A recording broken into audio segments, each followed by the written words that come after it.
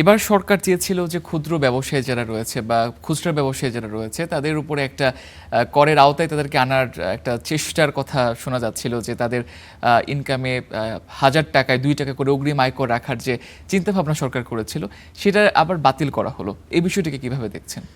আসলে দেখুন, এটা আমি মিডিয়া সূত্রে জানতে পেরেছি যে এটা বাতিল করার প্রস্তাব দেওয়া হচ্ছে। এখনও পর্যন্ত আমরা কিন্তু হার্ড কপিটা পাইনি যে আসলে গ্যাজেটে এটা অ্যাপ্রুভ হলো কি হলো না, মানে সংসদ সেটা পাশ করলো কি করলো না। যে বিষয়টা আমি সংসদেও শুনেছি মাননীয় প্রধানমন্ত্রীর বক্তব্যে, যে ব্যাংক অ্যাকাউন্ট খোলার ক্ষেত্রে যে ইটিআইনের যে বাধ্যবাধকতা ছিল, প্লাস সম্পত্তি, বিশেষ করে সম্পত্তি রেজিস্ট্রেশনের ক্ষেত্রে অনেক ক্ষেত্রে মিউটেশন করতে গিয়ে যেটা দরকার ছিল, উনি ওইটা প্রত্যাহার করেছেন। কারণ অনেক ক্ষেত্রে দেখা যাবে মানুষ ভয়ে আর ব্যাংক অ্যাকাউন্টই খুলবে না যদি ইটিন দিতে হয়। সেটা কিন্তু অলরেডি আমি শুনলাম যেটা বাতিল করা হয়েছে। এটা অবশ্যই একটা বড় সুখবর, কারণ না হলে আনব্যাংকড মানি কিন্তু আরও অনেক বেশি বেড়ে যেত। তো এই ক্ষেত্রে ক্ষুদ্র যারা ব্যবসায়ী আছেন ওনাদের কিন্তু দুটো জিনিস কিন্তু এবার এসছে।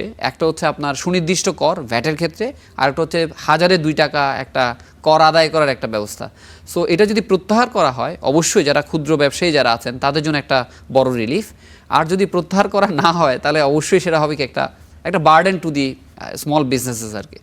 এই বার্ডেনটা কি বিজনেসম্যানদের পর্যন্ত থাকবে নাকি দিন শেষে গিয়ে ভোক্তার ঘাড়ে পড়বে? আসলে দেখুন, মানে একজন রিটেলারের কাছেই কিন্তু আমরা যাই, মানে আমরা ইন্ডিভিজুয়ালরা যাই, এবং রিটেলারদের টেন্ডেন্সি কি থাকবে যে সে যার কাছ থেকে বেশি কমিশন পাবে তার পণ্যটাই সে বিক্রি করার চেষ্টা করবে।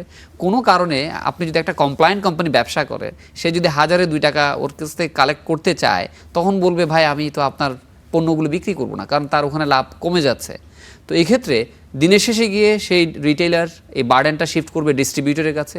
ডিস্ট্রিবিউটরও তো চাইবে যে তার কমিশনটা ইনট্যাক্ট থাকুক। তখন এই ডিস্ট্রিবিউটর সেই বার্ডেনটা দিবে কার কাছে? কোম্পানির কাছে। আর কোম্পানি তো নিশ্চয়ই বার্ডেনটা নিজে নিবে না, চেষ্টা করবে এই বার্ডেনটা কার কাছে দিতে? ভোক্তার কাছে দিতে, রিপ্রাইসিং করে। তো এই জন্য আসলে যেটা দরকার সেটা হলো, আসলে তো আমাদের যে পর্যায়ে তদারকি দরকার, মানে উৎপাদন পর্যায়ে বা ডিস্ট্রিবিউশন লেভেলে বড় বড় যারা আছেন তাদেরকে যদি আমরা সঠিকভাবে করের আওতায় আনতে পারি, পরবর্তীতে গিয়ে হয়তো আমরা রিটেলারকে অটোমেটিক্যালি তো আনতেই পারতাম।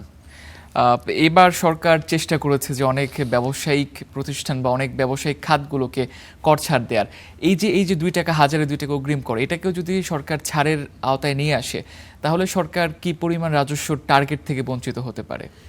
এটা আসলে যদি সরকার যদি একটা মানে রোডম্যাপ একটা প্রকাশ করতো যে হ্যাঁ আমরা এই ইনিশিয়েটিভগুলো নিয়েছি, প্রত্যেকটা ইনিশিয়েটিভের জন্য আমাদের হয়তো 10,000 বা 12,000 কোটি টাকা কালেক্ট হতে পারে, তাহলে আমরা হয়তো বুঝতাম যে এই ইনিশিয়েটিভটা যদি বাদ দেওয়া হতো তাহলে হয়তো এই 12,000 কোটি টাকাটা আসবে না।